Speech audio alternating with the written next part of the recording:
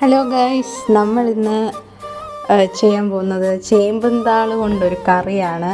അത് എല്ലാവർക്കും അറിയാമെന്ന് വിശ്വസിക്കുന്നു. അതിൻ്റെ ഗുണമേന്മ ഒട്ടേറെ ഉണ്ട് താനും. അത് നമ്മളെക്കാളും കൂടുതൽ അച്ഛനമ്മമാർക്ക് അമ്മൂമ്മമാർക്കൊക്കെയാണ് അറിയുന്നത്. അമ്മൂമ്മ ഇതിനെപ്പറ്റി പറഞ്ഞപ്പോഴാണ് ഞങ്ങൾ ചേമ്പല പറിക്കാം എന്ന് വിചാരിച്ച്. കമോൺ ഗായ്സ്, നമുക്കപ്പോൾ ചേമ്പല പറിക്കാനായിട്ട് പോവുകയാണിപ്പോൾ. അവിടെ ചെന്ന് നമുക്ക് ചെറിയ ചെറിയ ഇലകൾ മാത്രം മതി, തളിരില.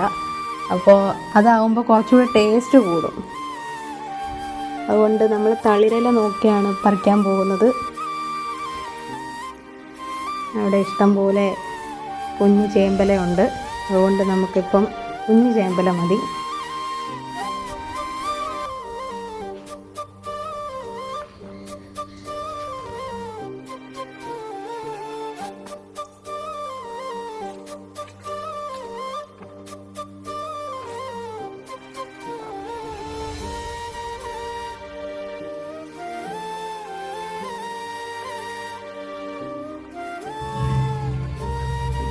അമ്മുമ്മയാണ് ചേമ്പിൻ താളിനുള്ള റെസിപ്പീസ് കൂട്ടമൊക്കെ പറഞ്ഞു തന്നിട്ടുള്ളത്. അമ്മുമ്മ അപ്പോൾ അത് എങ്ങനെയാണ് നമ്മൾ വേവിക്കാൻ വേണ്ടിയിട്ട്, അത് സാധാരണ ഇലകൾ തോരൻ വെക്കാൻ അരിയുന്നതിൻ്റെ കൂട്ടല്ല അരിയുന്നത്, ചുരുട്ടി കെട്ടിയിട്ടാണ് നമ്മൾ അത് വെക്കാൻ പോകുന്നത്.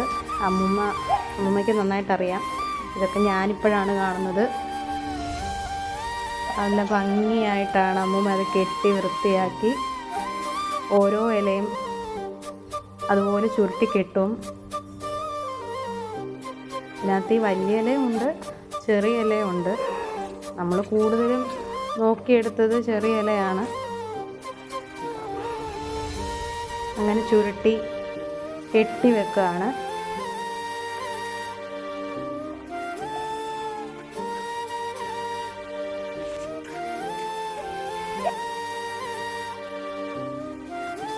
ഗൈസ്, നമ്മളിങ്ങനെയാണ് താളുകറി ഉണ്ടാക്കാൻ ചേമ്പല ചുരുട്ടി മടക്കി വെക്കേണ്ട രീതി ഇങ്ങനെയാണ്.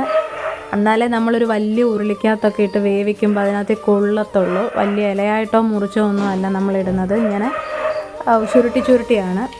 ഞങ്ങൾ പറിച്ചുകൊണ്ട് വന്ന് ചേമ്പല തികയാത്തതുകൊണ്ട് അച്ഛൻ കുറച്ചുകൂടെ പോയി പറിച്ചുകൊണ്ട് വന്നതാണ്. അതിനകത്ത് ഇച്ചിരി വലിയ ഇലയൊക്കെ ഉണ്ട്.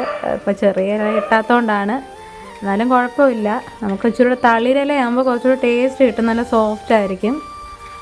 കിട്ടിയില്ല. കുറച്ച് ആദ്യമേ ഞങ്ങളിങ്ങ് പറിച്ചുകൊണ്ട് വന്നു. തികയാത്തതുകൊണ്ട് ഇപ്പം ഇതും പറിച്ചുകൊണ്ട് വന്നതാണ്. ഇവിടെ പുഞ്ച സൈഡൊക്കെ ആയതുകൊണ്ട് നല്ല കാറ്റാണ്. മഴയൊക്കെ ആകുമ്പോൾ ഭയങ്കര തൂവാനമൊക്കെ അടിച്ച് ഭയങ്കര എറിച്ചിലൊക്കെ ആയിരിക്കും. അപ്പം നല്ല കാറ്റ് വീശി നല്ല പ്രകൃതിദത്തമായ ഒരു കാഴ്ചയൊക്കെ കണ്ട് അതിൻ്റെ ഒരു കോണി ഇരുന്നാണ് നമ്മളിത് ഒരു സൈഡിൽ കൂടെ ചെയ്തുകൊണ്ടിരിക്കുന്നത്.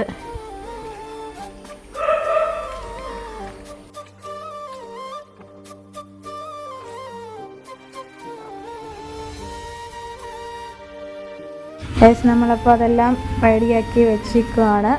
അപ്പോൾ നമ്മൾ ഉരുളിക്കകത്ത് എടുത്ത് വെച്ചു. ഇനി അതിനുള്ള ചേരുവകളാണ് തേങ്ങ, വെളുത്തുള്ളി, കാന്താരി മുളക്, പുളി, ഉപ്പ്, മഞ്ഞൾപ്പൊടി, മുളക് പൊടി.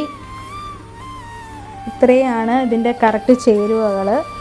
അപ്പം നമ്മളത് അടുപ്പിൽ ഉരുളി വെച്ചു. പാനൊന്ന് ചൂടാക്കാൻ വെച്ചിട്ടുണ്ട്. നമുക്കിനി പയ്യെ നമ്മുടെ താള് ചുരുട്ടിയത് ഇടാം. ഇതിപ്പം നോക്കുമ്പം ഒത്തിരി ഉള്ള പോലെ തോന്നുന്നു. വാടിക്കഴിയുമ്പോൾ ഇതൊന്നും കാണത്തില്ല. അതുകൊണ്ടാണ് അച്ഛൻ രണ്ടാമതും പറിച്ചുകൊണ്ട് വന്നത്. അതിനകത്ത് നമ്മൾ വെള്ളത്തിന് പകരം വേവിക്കാൻ ഉപയോഗിക്കുന്ന കഞ്ഞിവെള്ളമാണ്. അതാണ് അതിൻ്റെ പ്രത്യേകത. കഞ്ഞിവെള്ളത്തിലാണ് ഇത് വേവിച്ചെടുക്കുന്നത്. അന്നേരം അതിനകത്ത് കുറച്ച് മഞ്ഞൾപ്പൊടിയും, നമ്മൾ എടുക്കുന്ന താളിനനുസരിച്ചുള്ള ചേരുവകളാണ്. നിങ്ങൾ എത്ര അനുസരിച്ചാണെന്ന് വെച്ചാൽ അതിനനുസരിച്ചുള്ള ചേരുവകൾ ഇട്ടാൽ മതി. നമ്മൾ ആദ്യമേ മഞ്ഞൾപ്പൊടിയും ഉപ്പും ആണ് ആദ്യമേ ഇന്ന് ചേർത്ത് ഇളക്കി വെക്കണം. അതിൻ്റെ കൂടെ നമ്മൾ കഞ്ഞിവെള്ളം ഒഴിച്ചിട്ടുണ്ടായിരുന്നു. ഒന്ന് ജസ്റ്റ് ഒന്ന് മിക്സ് ചെയ്ത് നമുക്ക് ഒന്ന് അടച്ച് വെക്കാം.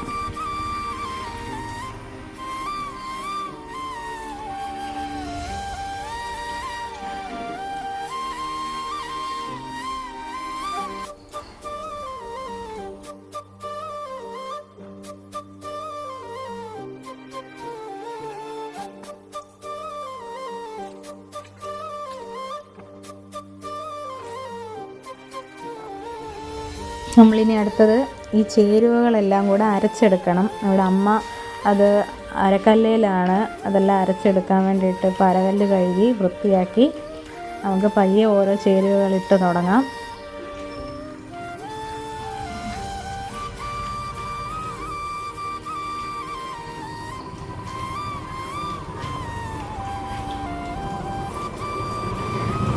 ആദ്യമേ നമുക്ക് തേങ്ങ ഇടാം. തേങ്ങ നമുക്ക് പയ്യെ അത്രയും നമ്മൾ എടുത്ത താളിനനുസരിച്ചുള്ള തേങ്ങ ഇട്ട് ഒന്ന് ചതച്ച് ഒന്ന് പേസ്റ്റ് ആക്കി എടുക്കാം.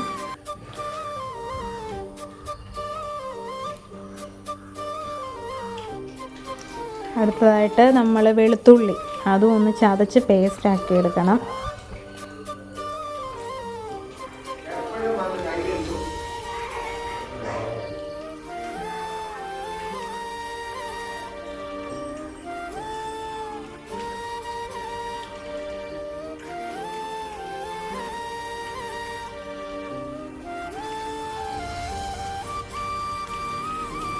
അടുത്തായിട്ട് കാന്താരി മുളകാണ്.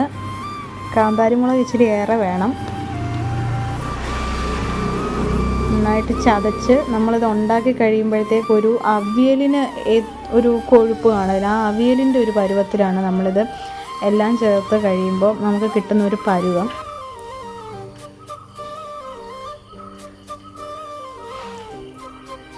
കാന്താരിയൊക്കെ ആകുമ്പോഴത്തേക്ക് നമ്മുടെ പ്രഷറിനൊക്കെ ഏറ്റവും നല്ല ഒരു ഇൻഗ്രീഡിയൻ്റാണ്.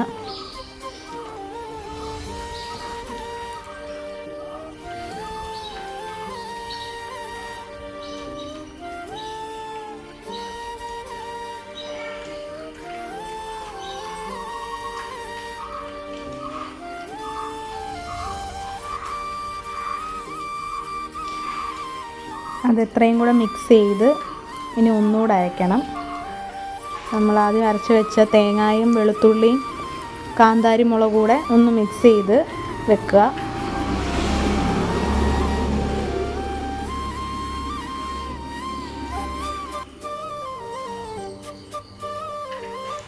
ചതച്ചെടുത്ത് വെച്ച അത്രയും കൂടെ നമ്മളൊരു ബൗളിലോട്ട് മാറ്റി വെക്കുക.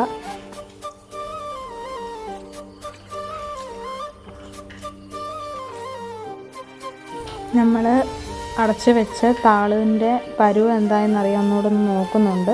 അതൊന്ന് ചെറുതായിട്ടൊന്ന് വാടി വന്നിട്ടേ ഉള്ളൂ. നമുക്കൊന്ന് ജസ്റ്റ് ഒന്നുകൂടെ ഒന്ന് ഇളക്കി തിരിച്ചും മറിച്ചും ഒക്കെ എല്ലാ സൈഡും ഒന്ന് ഇളക്കി കൊടുക്കാം.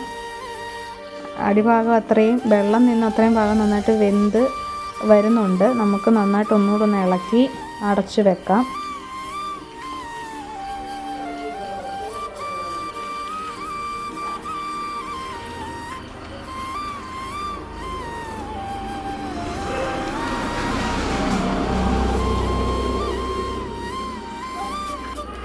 ഇപ്പം നന്നായിട്ടത് വെന്ത് വന്നിട്ടുണ്ട്. നല്ല രീതിയിൽ വെന്ത് വന്നിട്ടുണ്ട്. ആ വെന്ത് വന്നതിൻ്റെ മണ്ടയ്ക്ക് നമുക്ക് പുളി പിഴിഞ്ഞ വെള്ളം ഒഴിച്ചു കൊടുക്കാം. നന്നായിട്ട് ഇളക്കുക. പുളി പിഴിഞ്ഞ വെള്ളം നന്നായിട്ട് ഒഴിച്ച് ഒന്ന് നന്നായിട്ട് ഇളക്കി കൊടുക്കാം.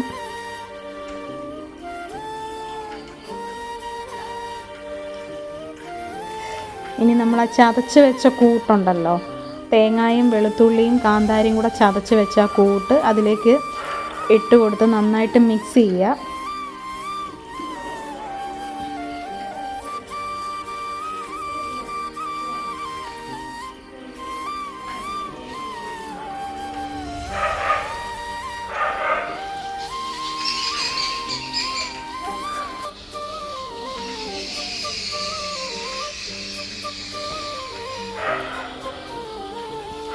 ഗൈസ്, ഇപ്പം നന്നായിട്ടത് ഏകദേശം നന്നായിട്ട് നല്ല രീതിയിൽ വെന്ത് വന്നിട്ടുണ്ട്.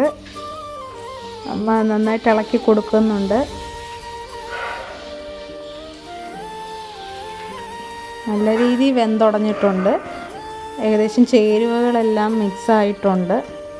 ഇനി കുറച്ച് ചേരുവകളൂടെ ബാക്കിയുണ്ട് നമുക്ക് ചേർക്കാൻ. അതുകൂടി ഇട്ട് കൊടുക്കുമ്പോഴത്തേക്ക് നമ്മുടെ താളുകറി റെഡിയാകും.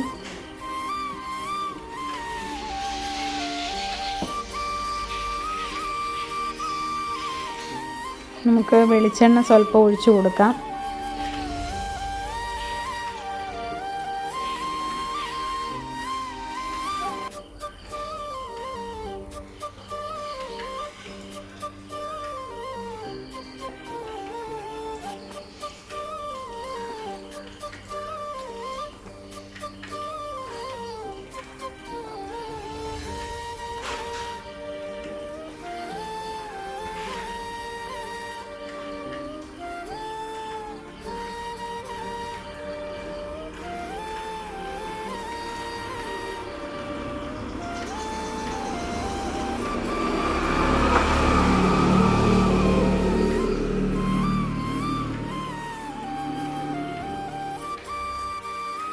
നമ്മുടെ താളുകറി റെഡിയായി കഴിഞ്ഞു. അത് നമ്മൾ സെർവ് ചെയ്തു. അപ്പം അതിൻ്റെ കൂടെ നല്ല മീൻകറി, നല്ല സാമ്പാർ. അപ്പം ഇത്രയും മതി, നമുക്കിത്രയും അത് തന്നെ ധാരാളമാണ്. ഒരു കറി മതി കഴിക്കാൻ. അപ്പം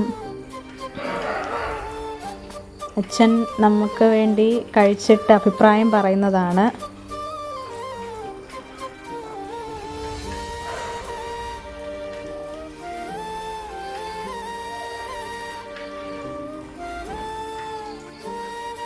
അച്ഛൻ ഇഷ്ടപ്പെട്ടിട്ടുണ്ട്, അടിപൊളിയാന്ന് പറഞ്ഞിട്ടുണ്ട്.